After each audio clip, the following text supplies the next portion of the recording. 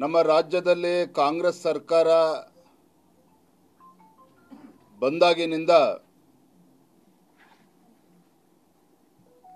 ಸರ್ಕಾರ ಪ್ರಾಯೋಜಿತ ಆತ್ಮಹತ್ಯೆಗಳು ಅಥವಾ ರಾಜ್ಯ ಸರ್ಕಾರದ ಕುಮ್ಮಕ್ಕಿನಿಂದ ಆತ್ಮಹತ್ಯೆ ಪ್ರಕರಣಗಳು ದಿನೇ ದಿನೇ ಹೆಚ್ಚಾಗ್ತಾ ಇದೆ. ಬಹುಶಃ ಹಿಂದೆಂದೂ ಸಹ ಕರ್ನಾಟಕ ರಾಜ್ಯದಲ್ಲಿ ಸರ್ಕಾರದ ಕುಮ್ಮಕ್ಕಿನಿಂದಾಗಲಿ ಸಚಿವರ ಕುಮ್ಮಕ್ಕಿನಿಂದಾಗಲಿ ಆಡಳಿತ ಪಕ್ಷದ ಶಾಸಕರ ಕುಮ್ಮಕ್ಕಿನಿಂದಾಗಲಿ ಈ ರೀತಿ ಸರಣಿ ಆತ್ಮಹತ್ಯೆ ಪ್ರಕರಣಗಳನ್ನು ಹಿಂದೆಂದೂ ಸಹ ನಾವು ನೋಡಿರಲಿಲ್ಲ, ಕೇಳಿರಲಿಲ್ಲ. ನಮ್ಮ ರಾಜ್ಯ ಈ ರೀತಿ ಸರಣಿ ಆತ್ಮಹತ್ಯೆಗಳ ಪ್ರಕರಣವನ್ನು ಹಿಂದೆಂದೂ ಕೂಡ ನೋಡೋದಕ್ಕೆ ಸಾಧ್ಯ ಆಗಿರಲಿಲ್ಲ. ಆದರೆ ಕಾಂಗ್ರೆಸ್ ಸರ್ಕಾರ ಬಂದ ಮೇಲೆ ಕಳೆದ 2 ವರ್ಷದಲ್ಲಿ ಸಿದ್ದರಾಮಯ್ಯನವರ ರಾಜ್ಯದ ಮುಖ್ಯಮಂತ್ರಿಗಳು ಆದ ನಂತರದಲ್ಲಿ ಸರಣಿ ಆತ್ಮಹತ್ಯೆ ಪ್ರಕರಣಗಳು ನಾವು ನೋಡೋದಕ್ಕೆ ಸಿಕ್ಕಿದೆ.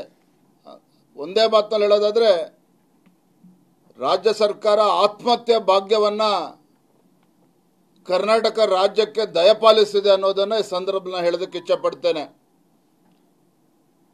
ಮೊದಲನೇ ಆತ್ಮಹತ್ಯೆ ವಾಲ್ಮೀಕಿ ನಿಗಮದ ಅಕೌಂಟೆಂಟ್ ಚಂದ್ರಶೇಖರ್ ಆತ್ಮಹತ್ಯೆ ಮೇ 26, 2024 ಆಗಿದೆ. ಗೊತ್ತಿದೆ ನಿಮಗೆಲ್ಲ. ಯಾವ ರೀತಿ ಭ್ರಷ್ಟಾಚಾರ ಬಯಲಾಯಿತು, ರಾಜ್ಯ ಸರ್ಕಾರದ ಕುಮ್ಮಕ್ಕಿನಿಂದ ಭ್ರಷ್ಟಾಚಾರ ಯಾವ ರೀತಿ ಆಯಿತು.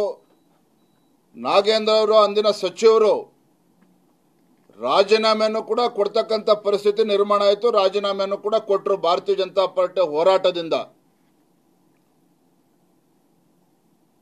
ನವೆಂಬರ್ 4, 2024 ರುದ್ರಣ್ಣ ಎಡವಣ್ಣನವರ್ ಏನು ಲಕ್ಷ್ಮೀ ಹೆಬ್ಬಾಳ್ಕರ್ ಅವರ ಪರ್ಸನಲ್ ಸೆಕ್ರೆಟರಿ ಹೆಸರನ್ನು ಬರೆದಿಟ್ಟು ಬೆಳಗಾವಿ ಜಿಲ್ಲೆನಲ್ಲಿ ರುದ್ರಣ್ಣ ಎಡವಣ್ಣನವರ್ ಆತ್ಮಹತ್ಯೆ ಮಾಡಿಕೊಂಡಿರ್ತಕ್ಕಂಥ ನಿಮಗೆಲ್ಲ ಗೊತ್ತೇ ಇದೆ. ತದನಂತರದಲ್ಲಿ ರಾಜ್ಯ ಸರ್ಕಾರ ಹೆಂಗೆ ನಡ್ಕೊಳ್ತು, ಪೊಲೀಸ್ ಇಲಾಖೆ ಯಾವ ರೀತಿ ತನಿಖೆ ನಡೆಸ್ತಾ ಇದೆ, ಇದೆಲ್ಲವೂ ಕೂಡ ತಾವು ನೋಡಿದಿರಿ.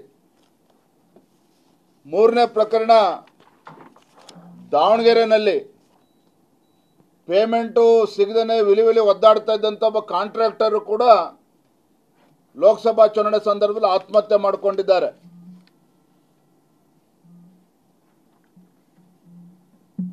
ಮಾಗಡಿನಲ್ಲಿ ಕ್ರಷರ್ ಲಾರಿ ಮಾಲೀಕನಾಗಿದ್ದ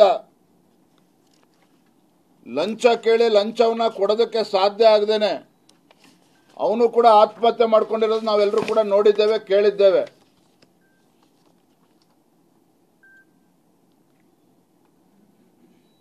ಯಾದಗಿರಿ ಪೊಲೀಸ್ ಠಾಣೆ ಪರಶುರಾಮ್ ಸಬ್ ಇನ್ಸ್ಪೆಕ್ಟರು ಸ್ಥಳೀಯ ಶಾಸಕರ ಪುತ್ರನ ಒತ್ತಡವನ್ನ ಹಿಂಸೆನ ತಡಿಲಾರ್ದೇನೆ ಆತ್ಮಹತ್ಯೆ ಮಾಡಿಕೊಂಡಿದ್ದಾರೆ. ಈಗ ಮತ್ತೊಂದು ಪ್ರಕರಣ ಬೆಳಕಿಗೆ ಬಂದಿದೆ. ಮೊನ್ನೆ ದಿನ 27ನೇ ತಾರೀಕು ಬೀದರ್ ಜಿಲ್ಲೆಯ ಬಾಲ್ಕಿ ತಾಲೂಕಿನ